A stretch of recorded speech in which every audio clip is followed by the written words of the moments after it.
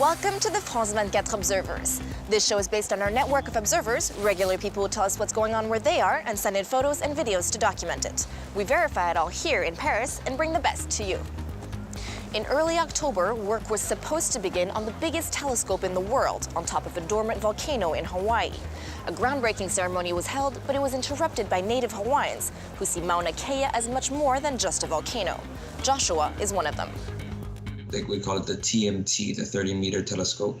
They would like to put it on the northern summit of our sacred mountain. There's quite a number of telescopes on the mountain already, so people are standing up against that. For many of us, we are here for our spiritual and religious reasons, and there's others there who are there more primarily for the environmental impacts. And they had been planning for some weeks before to hold a prayer visual, and people were coming with their own ideas, protesting, holding signs. Maybe around a good mile or 2 miles away from the actual ceremony site, they had set up a roadblock.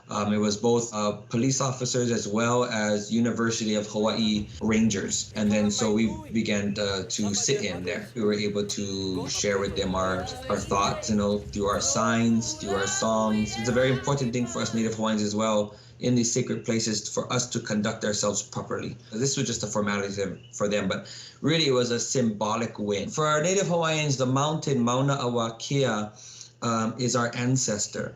In our stories of creation, we descended from the birth of the Sky Father, the Star Mother, and Mauna Kea, the mountain of the Sky Father, is the child of the Sky Father. Our generation, fueled with both our traditional and Western education, were able to make a stand.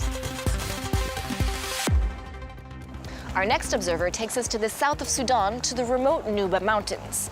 The region is regularly bombed by the Sudanese army, which is fighting separatist rebels. But the farmers there have decided to put these bombs to good use. Yassin Hassan tells us how.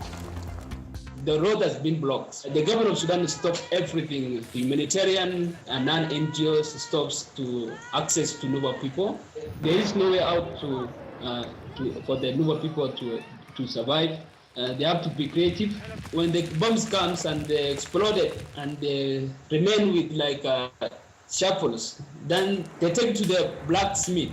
The blacksmith will make the money, and you get that plowed tools to go and plow the land so that they can grow the simsim and sorghum. Recently, the government of Sudan sent jet fighters, the one we use parachute.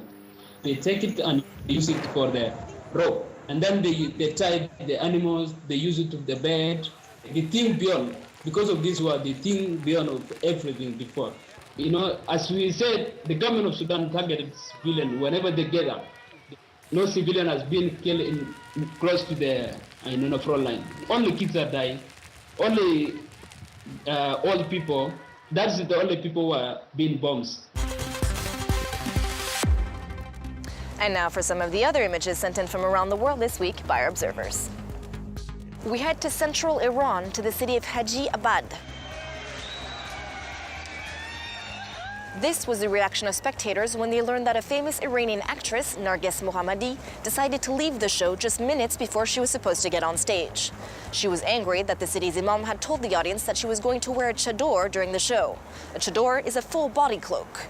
She had planned to wear a hijab, which is what most Iranian women wear and covers only their hair, so she decided to quit. Shireen, our observer, tells us that while hijabs are mandatory in Iran, chadors are not. Next stop, Kobane, a Kurdish town in Syria where Kurds are battling jihadists from the Islamic State organization. Mohammed Arif is a Kurdish doctor who told us about his work on the front lines. He says that every week, the city's field hospital changes locations so that the jihadists can't spot it. And since very little aid is coming from across the border in Turkey, doctors are sorely lacking in medicine and equipment. To save a Kurdish fighter's life, Mohammed had to give him a blood transfusion straight from his own arm. He says this situation can't go on much longer because the hospital is going to run out of supplies. Jason Stone King takes us to Cairo, where the rooftops are getting a splash of color. During an artist residency in Egypt's capital, this American poet got the idea of painting satellite dishes. He says he and his team have been welcomed by local residents as long as they don't mess up their satellite signals. And now for a little music. He's 17 years old and goes by the name Mr. Crazy.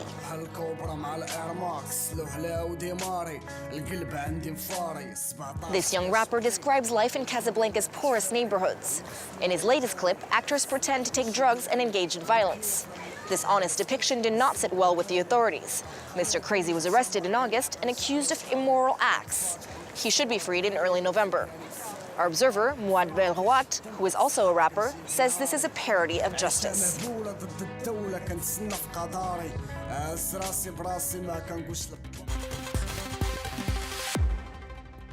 That's it for this week, but as always, you can find more reports from our observers on our website, on our Facebook and Twitter pages, and on our smartphone app. See you next time.